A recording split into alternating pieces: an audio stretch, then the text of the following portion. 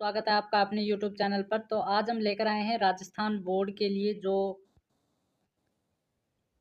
राजस्थान से यानी कि जो BSTC और बीएड जो भी पेपर देने जा रहा है उसके लिए 30 मोस्ट इम्पोर्टेंट क्वेश्चंस, या आप ये कह लो कि ये लगभग हर बार एग्जाम में रिपीट हुए। कम से कम ये जो पर्सन है ये 5 बार एग्जाम में रिपीट हुआ है। आप पुराने पेपरों को उठा के देख लेना, ठीक है। तो आज हम इन्हीं प्रश्नों को देखेंगे। देखो, BSTC के लिए भी है, बीएड वालों के लिए भी है, जो बीएड का एग्जाम दे रहे हैं उनके लिए भी है, ठीक है। और राजस्थान में जो भी सरकारी जॉब्स की तैयारी कर रहा है उन सभी के लिए ये पेपर जो 30 मोस्ट इम्पोर्टेंट क्वेश्चन रहने वाले हैं, ठीक है। तो चलिए सबसे पहले हम अपने जो पर्सन है वो देख लेते हैं, ठीक है। उसके बाद में देखो, सबसे पहला पर्सन है, महाराणा प्रताप के हाथी का नाम क्या था? तो महाराणा प्रताप के हाथी का नाम था option number A, Ram Prasad, ठीक है। नेक्स्ट प्रश्नों की ओर चलते हैं। नेक्स्ट प्रश्न यहाँ पर देखो, हल्दी घाटी के युद्ध को किस विद्वान ने खमनोर का युद्ध कहा? बताइए, खमनोर का युद्ध किसने कहा था? कर्नल जेम्स टोड ने इसको मेवाड़ का मैराथन, या दिवेर को कहा था मेवाड़ का मैराथन, ठीक है। बदायूं ने इसे कहा था गोगुंदा का युद्ध, ठीक है। गोपीनाथ शर्मा ने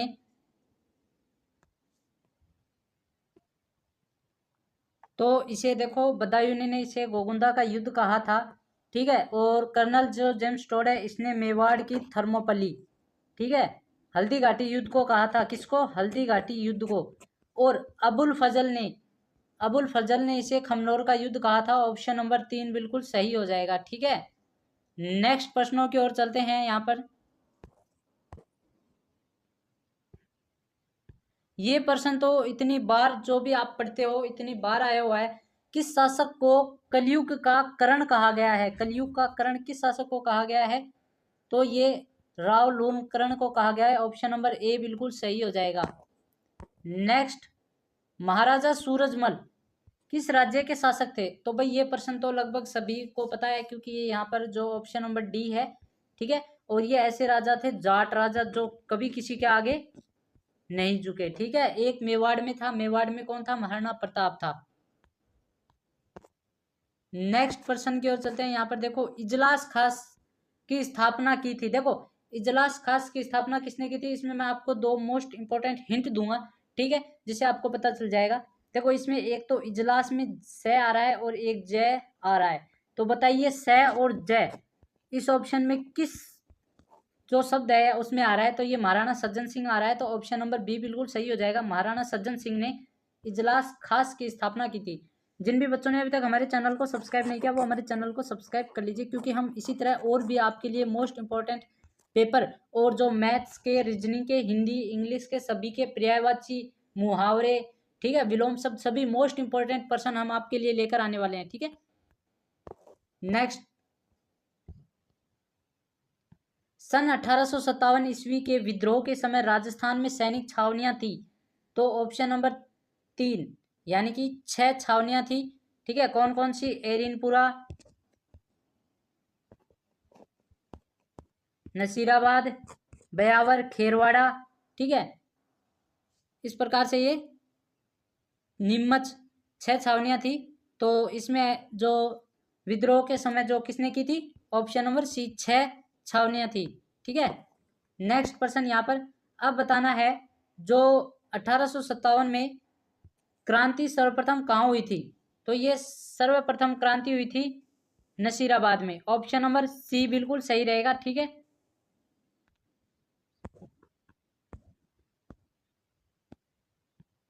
राजस्थान कृषक आंदोलन का प्रारंभ सर्वप्रथम कहाँ हुआ? तो भाई सबसे पहला कृषक आंदोलन बिजोलिया किसान आंदोलन था, ठीक है। सबसे पहले बिजोलिया के किसानों ने जो आंदोलन था वो प्रारंभ किया, और जो बिजोलिया आंदोलन था उसमें सबसे ज्यादा धाकड़ जाति के किसान ज्यादा थे, ठीक है, धाकड़ जाति के। नेक्स्ट, स्वामी दयानंद सरस्वती द्वारा 1883 ईस्वी में परोपकारिणी सभा की स्थापना कहाँ की गई? परोपकारिणी सभा की स्थापना कहाँ की? तो उदयपुर में की थी, ठीक है। ऑप्शन नंबर डी बिल्कुल सही हो जाएगा। नेक्स्ट, राजस्थान में कौन सा मंदिर चूहों का मंदिर कहलाता है? तो चूहों का मंदिर इसमें कौन सा कहलाता है? करणी माता का मंदिर। और एक देखो थार की वैष्णो देवी होती है, थार की वैष्णो, ठीक है, वो होती है तनोट माता। और वो तनोट माता कहाँ पर है? जैसलमेर में है। और ये करणी माता ये कहाँ पर है? बीकानेर में। ठीक है, इन प्रश्नों में आप कंफ्यूज मत होना, ठीक है। नेक्स्ट प्रश्नों की ओर चलते हैं। त्रिपुरा सुंदरी एक प्राचीन मंदिर है जो बांसवाड़ा के गांव में स्थित है। भाई बांसवाड़ा के उस गांव का नाम बताइए जहां पर त्रिपुरा सुंदरी मंदिर स्थित है। तो उस गांव का नाम है उमराई। ऑप्शन नंबर सी बिल्कुल सही रहेगा, ठीक है। नेक्स्ट प्रश्नों की ओर चलते हैं। ख्वाजा मोइनुद्दीन चिश्ती का उर्स कहाँ आयोजित किया जाता है? तो ये अजमेर में आयोजित किया जाता है, ठीक है। नेक्स्ट प्रश्नों की ओर चलते हैं। चित्रकार साहिब राम किस चित्रकला शैली से संबंधित है? भाई चित्रकार जो साहिब राम है वो किस चित्रकला से संबंधित हैं?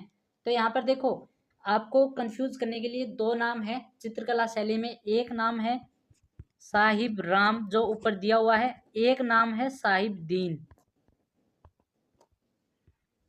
ठीक है।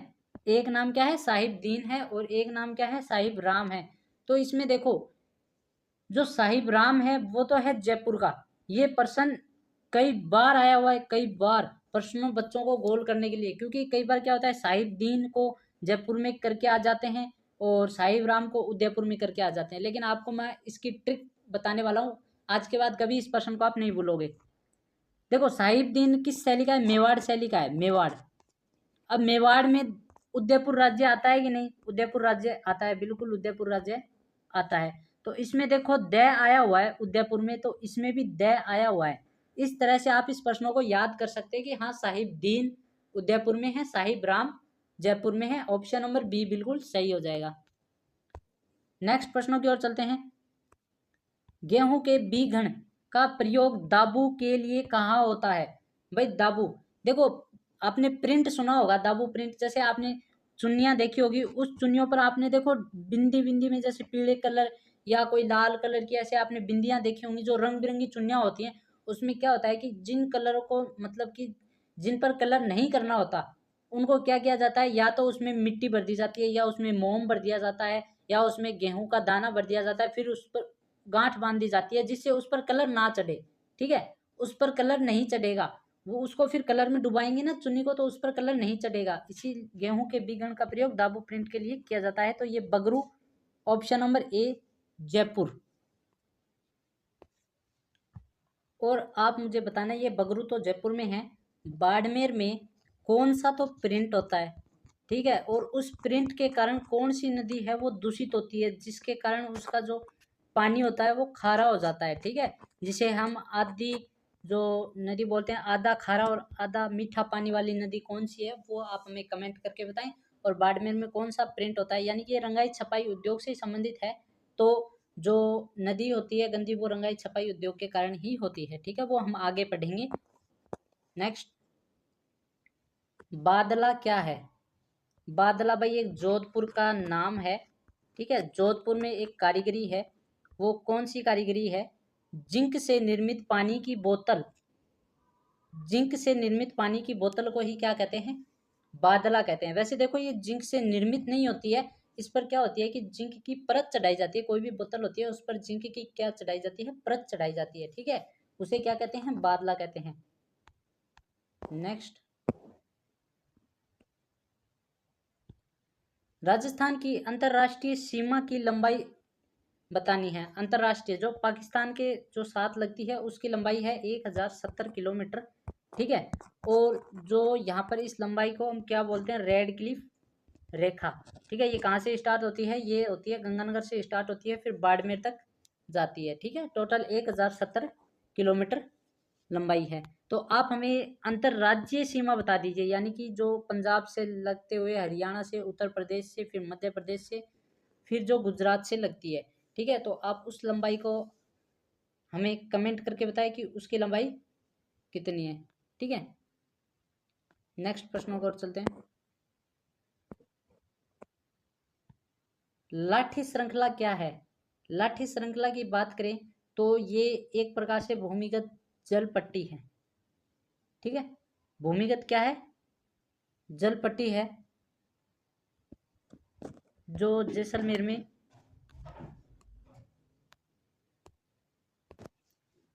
और ये मीठे पानी की भूमिगत जल श्रृंखला है। ठीक है, नेक्स्ट प्रश्नों की ओर चलते हैं। घोड़े की नाल की आकृति वाली रामगढ़ पहाड़ी राजस्थान में कहाँ स्थित है? ठीक है, चलो मैं आपको इसका एक हिंट दे देता हूँ कि ये 12 जिले में स्थित है। 12 जिले में आप हमें बता दो कि कौन सा स्थान स्थित है। गोडवाड़ प्रदेश नहीं, गोडवाड़ प्रदेश तो इधर नागौर साइड आ जाता है। डंगधर की पहाड़ियाँ वो भी इस साइड नीचे आ जाती है, लेकिन 12 में है शाहाबाद उच्च भूमि। ठीक है, शाहाबाद उच्च भूमि, ऑप्शन नंबर बी। ठीक है, ऑप्शन नंबर बी घोड़े की नाल वाली आकृति की पहाड़ी है। ठीक है, नेक्स्ट, लूणी नदी के प्रदूषण का प्रमुख स्रोत क्या है? लूणी नदी है, उस लूणी नदी के जो प्रदूषण का प्रमुख स्रोत क्या है, जो भी हमने बताया था अभी 2 मिनट पहले प्रश्न आया था एक, तो वो प्रश्न था रंगाई छपाई उद्योग। ठीक है, ऑप्शन नंबर ए बिल्कुल सही हो जाएगा। उसके कारण क्या होती है, वो नदी गंदी होती है। मेजा बांध कौन सी नदी पर निर्मित किया गया? तो मेजा बांध कौन सी नदी पर निर्मित किया गया? कोठारी नदी पर, ऑप्शन नंबर बी बिल्कुल सही हो जाएगा। ठीक है, नेक्स्ट प्रश्नों की ओर चलते हैं। यहाँ पर पांचना बांध कहाँ स्थित है और इसकी एक विशेषता है। पांचना बांध कहाँ स्थित है और इसकी एक विशेषता है, वो विशेषता मैं आपको बता देता हूँ। यह बांध मिट्टी का बना हुआ है। ठीक है, मिट्टी से बना हुआ बांध है ये, मिट्टी से बना हुआ बांध। कई बार पूछ लिया जाता है ये भी एग्जाम में, तो ऑप्शन नंबर सी करौली हो जाएगा। ठीक है, पांचना बांध। नेक्स्ट, राजस्थान में प्रतिवर्ष 12 सितंबर को किस स्थान पर वृक्ष महोत्सव को मनाया जाता है? ठीक है, तो इसमें जो ऑप्शन नंबर होगा वो ऑप्शन नंबर ए हो जाएगा, खेजड़ली ग्राम जोधपुर, जो विश्नोई समाज से संबंधित है। तो आप मुझे ये बताइए, विश्नोई समाज में कितने लोग हैं जो पेड़ों से लिपट कर, और जिनको राजाओं ने काट दिया था?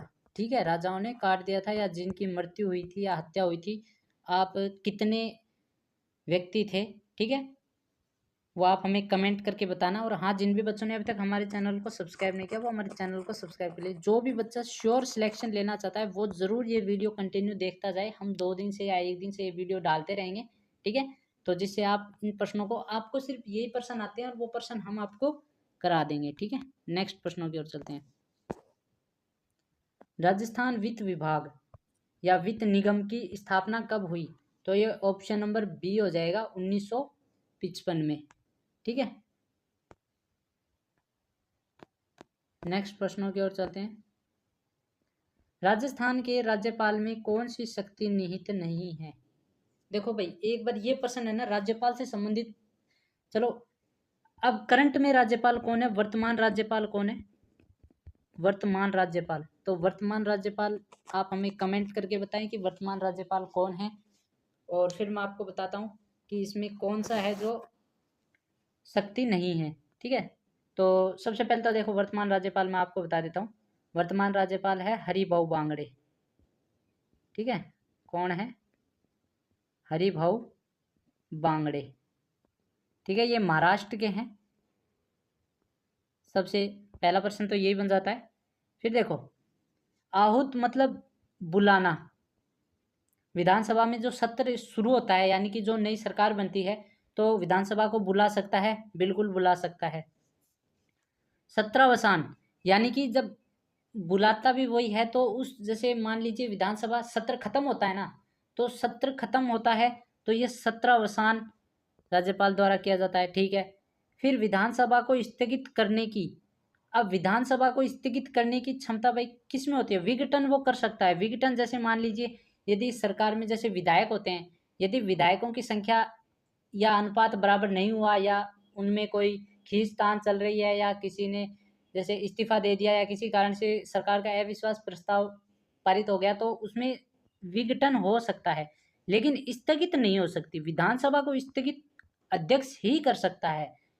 ठीक है, अध्यक्ष, विधानसभा अध्यक्ष होता है, उसको लगता है कि भाई ये जो विधायक है वो हमारी बात नहीं मान रहे हैं, तो वो स्थगित कर सकता है कुछ समय के लिए, जैसे 2 दिन के लिए स्थगित कर सकता है, ठीक है, कुछ घंटे के लिए स्थगित कर सकता है तो वो विधानसभा अध्यक्ष कर सकता है। तो ऑप्शन नंबर डी इसमें बिल्कुल सही रहेगा। ठीक है, इसमें शक्ति नहीं है तो वो राज्यपाल में नहीं है स्थगित करने की शक्ति, उसको बुलाने की है, भंग करने की है, यानी कि वो उसको भंग कर सकता है बिल्कुल। ठीक है, नेक्स्ट, राजस्थान में हीरे की खान कहाँ स्थित है? तो राजस्थान में हीरे की खान है वो केसरपुरा में स्थित है। और केसरपुरा कहाँ स्थित है? तो ये केसरपुरा प्रतापगढ़ में स्थित है। ठीक है, ये बात ध्यान रखना और ऑप्शन नंबर ए बिल्कुल सही हो जाएगा। ठीक है, नेक्स्ट प्रश्नों की ओर चलते हैं। यहाँ पर आप हमें कमेंट करके बताना 2011 की जनगणना के अनुरूप राजस्थान का लिंग अनुपात कितना है? ठीक है, लिंग अनुपात कितना है भाई? ऑप्शन नंबर ए 928 लिंगानुपात है। तो भारत का लिंगानुपात कितना है भाई? भारत से भी प्रश्न पूछ सकता है, तो भारत का लिंगानुपात बताओ। ठीक है, नेक्स्ट, राजस्थान में न्यूनतम साक्षरता दर किस जिले में स्थित है? तो राजस्थान में न्यूनतम साक्षरता दर ऑप्शन नंबर ए में स्थित है। ठीक है, नेक्स्ट प्रश्नों की ओर चलते हैं। राजस्थान में सबसे बड़ा सोलर पार्क कहाँ स्थित है? तो भाई सबसे बड़ा सोलर पार्क भडला में स्थित है। और भडला कहाँ स्थित है? ये भडला जोधपुर में स्थित है। ठीक है, एक तो आपसे ये पूछ सकता है कि सबसे बड़ा सोलर पार्क, और हाँ सबसे प्रथम भी यही था। प्रथम सोलर पार्क जो लगाया गया था ना वो भी यही था राजस्थान में। ठीक है, राजस्थान की बात करें तो राजस्थान में बडला, ये जोधपुर में है। ठीक है, इसको भडला बोल लो या बडला भी इसको बोलते हैं कई जगह। ठीक है, नेक्स्ट प्रश्नों की ओर चलते हैं। अब वर्तमान से जो आपने पढ़ रखे हैं भाई, वर्तमान में राजस्थान में कृषि मंत्री कौन है? भाई ये आपको तो पता होना ही होना चाहिए, कृषि मंत्री कौन है वर्तमान में। ठीक है, यदि ये आपको नहीं पता इसका मतलब आप करंट अफेयर्स नहीं पढ़ते, आप न्यूज़ नहीं देखते, अखबार नहीं देखते, फ़ोन नहीं देखते। ठीक है, तो ये प्रश्न तो आप बिल्कुल हमें कमेंट करके बताइए। बिल्कुल इस प्रश्न को तो आपको कमेंट करके बताना है। और जिसने भी इन पूरे प्रश्नों को देख लिया, ठीक है, जो नॉर्मली जैसे मैं 30% डेली कराता हूँ और आपका एग्ज़ाम जून या जुलाई के आसपास होगा। ठीक है, तो जून या जुलाई के पास आपका एग्ज़ाम होगा तो देख लीजिए आपके लगभग 30 वीडियो बन जाएंगी। और लगभग यदि एक वीडियो में 30 पर्सन आते हैं तो 30 वीडियो में टोटल मिलाकर कितने पर्सन आ जाएंगे? 900 पर्सन आ जाएंगे। ठीक है, तो ये 900 पर्सन हम बता देंगे। तो 900 प्रश्नों से बाहर अब और क्या जाएगा आप हमें बताएं। और हम वो मोस्ट इंपॉर्टेंट पर्सन ला रहे हैं जो हर बार एग्जाम में आते हैं। ठीक है, नेक्स्ट, राजस्थान में दिया कुमारी कौन है? वर्तमान में जो राजस्थान में दिया कुमारी है वो कौन है? दिया कुमारी का आपने नाम सुना होगा। ठीक है, तो आप इस पर्सन को भी आप हमें कमेंट करके बताना है। और जिन भी बच्चों ने अभी तक हमारे चैनल को सब्सक्राइब नहीं किया वो हमारे चैनल को जरूर जरूर जरूर सब्सक्राइब कर लें। हम आपके लिए इतनी मेहनत से इतने प्रश्न लाते हैं। ठीक है, प्रश्नों को जो पुराने पेपर होते हैं, प्रीवियस पेपर होते हैं, उन्हीं में से प्रश्न आते हैं। आपसे उठा के देख लो, आप ना 2024 का BSTC का या PTET का, जिसे हम बीएड के बारे में बोलते हैं, ठीक है, उनके प्रश्न पत्र और जो पुराने प्रश्न पत्र थे जो 2011 से लेकर या ठीक है 2011 से लेकर 2023 तक, उनमें से ही राजस्थान जीके के प्रश्न रिपीट हुए हैं। ठीक है, राजस्थान जीके के प्रश्न हाई लेवल जीके नहीं आता है, नॉर्मल जीके आता है। यदि आप जैसे पटवार में जाओगे, ठीक है, पटवार में या वीडियो में या कोई भी एग्जाम जो गवर्नमेंट LDC या अदर एग्जाम है उनमें भी ये प्रश्न रिपीट होकर आते हैं, उन्हीं में से प्रश्न आते हैं। कोई हाई लेवल नहीं होता प्रश्नों का, बस पूछने का तरीका अलग होता है। अब जैसे देखो, मैं आपसे पूछ लूँ राजस्थान में उप मुख्यमंत्री कौन है, तो आप जवाब दे दोगे प्रेमचंद बैरवा, और जो दिया कुमारी है वो उप मुख्यमंत्री है। लेकिन मैंने आपसे उल्टा पूछ लिया कि दिया कुमारी कौन है, अब आपको कैसे याद रहेगा? ठीक है, इसी तरह से बस प्रश्नों को घुमाया जाता है। तो आप घबराने की जरूरत नहीं है, आराम से एग्जाम दो। धन्यवाद, मिलते हैं अब अपनी नेक्स्ट वीडियो में।